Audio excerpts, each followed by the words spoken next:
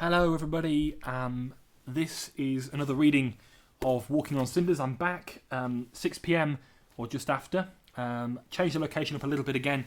Tonight, it's a Friday evening, lovely weather here in Lincoln, and I'm going to read from my novel Walking on Cinders, chapter 31 this Friday evening. And by my estimation, by the end of the weekend we might be at the end of the book, so we'll have to see whether we continue this going, because we do have probably another 2 weeks of lockdown, so I might be able to read something else for you maybe, we'll see.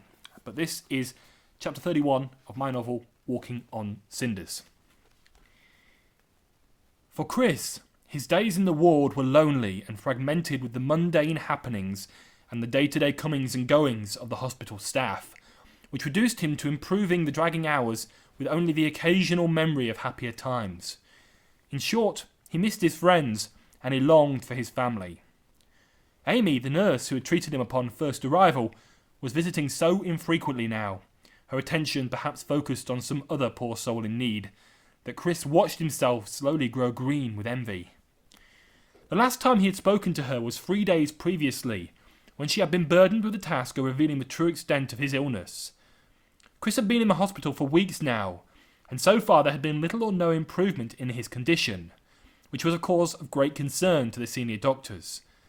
Streams of new tests and samples had been taken, with shocking results. The patient had contracted a debilitating illness of the blood, one which, although not life-threatening, required immediate treatment via a blood transfusion and antibiotics. The first stages of transfusion had gone well, for Chris had a relatively common blood group, and now he was slowly starting the road to recovery. But with the good came the bad, as the soldier was immediately moved to an isolated room, and in the days that followed was fed horrible nutrient-rich broths and sugary drinks that were, he was told, supposed to bring around new health and a stable condition.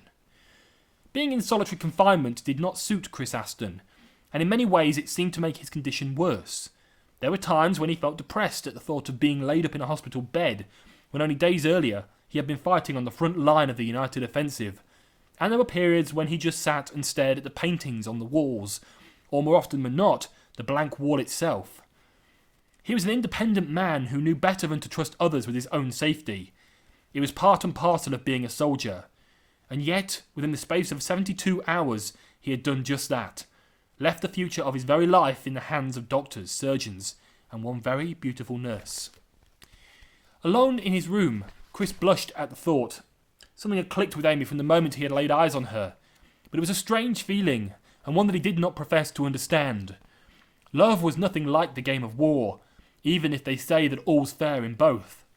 But Chris knew that war was never fair, and with the departure of his saviour, the one who had made him smile on the darkest of days, he was beginning to think that love was unfair too. But for all he had been through, things were not so bad.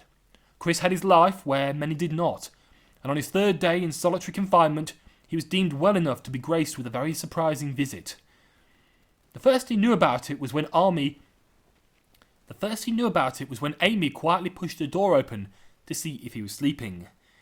It was still rather early, just past 10 a.m, and the late autumn sunshine was yet to reach the surface of the window, the domain of the fog where the spider's webs clung to the frosted panes. But Chris did not need a wake-up call, for he was dozing following a troubled night's sleep, and even the slightest of movements in the shadows of his room was enough to rouse him from slumber. "Chris?" the nurse whispered, as she watched the soldier turn under the covers. For a moment there was no response. "Chris?" she repeated, louder this time. Again the nurse waited, noting the undistinguishable sound, something like a low groan followed by a strained voice. "Amy?" Knowing the coast was clear, she entered the room and made her way towards the bed. "It's time to get you dressed, Mr. Aston," she soothed, tugging the bedcovers back. "You've got a visitor." Chris slowly opened his eyes to look and took in the dullness of his surroundings. By now he should have been used to it, yet it was obvious from the confusion in his eyes that he was not. Perhaps it was the change to the daily routine that baffled him, seeing Amy standing at the side of his bed and hearing her soft voice in his ear. For days he had been greeted by the stern, lined face of a deputy hospital matron. She was a woman lost in the ways of the past, who believed in strict discipline above all else, and that all ailments could be alleviated with a continued dose of harsh medication.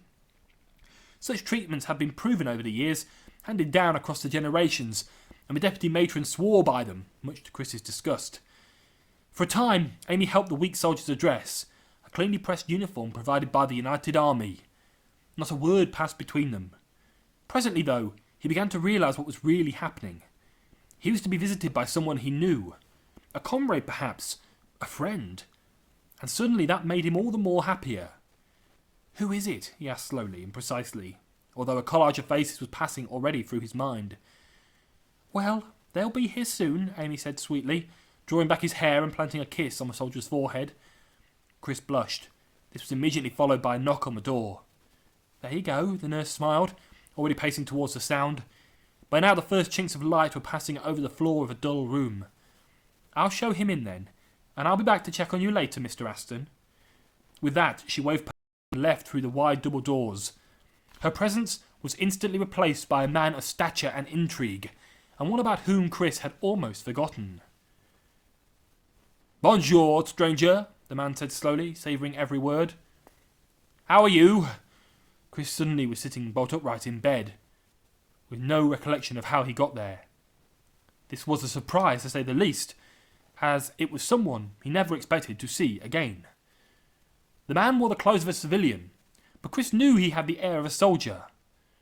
In his attire, it was simple: a dark jacket over a pair of striped trousers, wearing at the seams, and on his chest he wore one single pin badge depicting the French flag.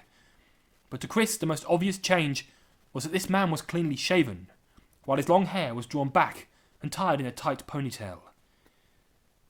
"It is good to see you again, Lieutenant Beauchamp," he said in awe, stumbling over the prospect of why the man was actually here. "Oui, it is," the lieutenant smiled, drawing a chair close from the corner of the room, so as to sit closer to the bedside. "I have to say that it took a long time to find you. I can imagine. This is no way for a soldier to end up." His voice was strengthening all the time, and slowly he lifted his hand and motioned around the dull room.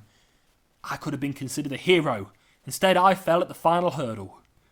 The lieutenant considered this for a moment, moving a hand across his wide forehead. "That is no bad thing, Captain Aston." Chris was surprised that this man even remembered his name. "I myself have been in this very hospital at one time. That was many years ago, and things have changed a great deal since then." Sitting in the bed, Chris was hanging on the man's every word. He wondered if this was because he had not met before. He wondered if it was because they had met before, in a time so long ago that it seemed like the distant past, or if it was simply because he was a soldier and his first proper companionship since being placed in solitary confinement. "I can't help wondering why you're here," he said suddenly, airing his thoughts aloud. Beside him, Lieutenant Beauchamp smiled. "Well, I offered you my house and you left the next morning without a word of goodbye. I have to say, it got me thinking." "Yes, I am sorry about that. Looking back, I regret it now, for we were all alone in an unknown country, and you offered us shelter, having no idea who we really were. Sometimes I can be a little over-suspicious." This time it was Chris who wiped his brow, glad that this was one trait of his personality that was finally out in the open. For the slightest time there was a silence between the two men, as they thought upon what had been said. "Well, sir," the lieutenant began again, this time with much authority as he could muster, "I have to say that I do not blame you. I was not a very nice person to know then. But now I have changed. Your visit made me think upon the way that I was living." "And I can see the change has been positive," Chris smiled, the first smile in a very long time, and Lieutenant Beauchamp nodded in agreement. "Oui," he said. "That is what I wanted to hunt you down for, so that I could apologise and thank you at the same time." "There is no need to thank me or apologise." The soldier moved to push a red button on the side of his bed. Before long, a nurse appeared in the doorway, one that Chris had not seen before, and he asked her to bring tea and some biscuits. For the next hour and a half, the two men discussed and debated any issues that they could think of. They talked about battles and the war, with Chris detailing as much of his story as possible, and revealing the sad demise of Thomas Fisher. The lieutenant, in return, promised to pay his respects to the fallen soldier as soon as possible, and he told how he had contacted the deputy of Major General Sir Adam Dutail in order to find out the whereabouts of one Chris Aston. "War is a very dangerous game," the lieutenant said after a discussion was through. "And it is just so unimaginable that you would lose one of your own." Chris replied distractedly. His mind seemed elsewhere. "You say you have spoken to the Major General's deputy?" "Oui, that is correct." "Well, if that is the case, and you mentioned my name, why did you not speak to him in person?" For a moment, Lieutenant Beerchamp just looked at the soldier. Did he not know? "Well, Chris," he began slowly, "all they told me was that he was on special business in London, a military matter." The old lieutenant stopped suddenly and watched as the soldier jerked forwards in the bed. "He never said he was going personally," he garbled quickly, taking deep gulps of air, his eyes glazing over. Finally, he understood what had been making him so depressed. Everyone was in London but him. Everyone would be represented in court, and yet he would remain here in bed. Somehow, he had to make sure that their side of the argument was effectively channeled. "Going personally," Beauchamp replied, in confusion. "Dutel visited me in hospital," Chris continued, beginning on a story which seemed like he had told 1,000 times before. Already he was reaching towards the drawers at the side of his bed for a pencil and paper. "He told me that a small group was travelling back to London, and that is where Colonel Smith's trial is taking place. I later found out that you and Jennifer and the others were all part of the group. That means that everyone is represented but me." The lieutenant just sat there in amazement, trying to fit together all the pieces. The man he had come to visit was frail and ailing, and yet now he had folded a sheet of paper against his knees and was hurriedly scribbling a note upon it. Not only was he confused, he was astounded. "I've got to get a message to Ewan. I need him to be sure of our agreement. I need him to be sure of our argument." "But what is with the message?" Beauchamp queried, not understanding in the slightest. "Who is Colonel Smith, and what has he done that is so bad?" "Well," Chris breathed, his pencil moving across the page, his mind suddenly as sharp as it had always been. "He was our commanding officer back in London. In short, we have since discovered that he had been transferring money to the enemy prior to their defeat, in return for some hypothetical reward if they were to win. If that wasn't enough, Dutel then confirmed my worst fears, that the Colonel was the one who orchestrated the jet crash." For those few moments, Chris's eyes were ablaze with intent, no longer frail, as his mind recounted the events of the past weeks and formed them on paper. As for the lieutenant, he was so surprised that he almost fell off his chair. "I don't believe it. That is atrocious. But what is it that you plan to do?" He managed to interject before Chris started to speak again. To him, the whole situation was unnerving, almost as if the tables had turned from the day when he was shooing this man away from his own door.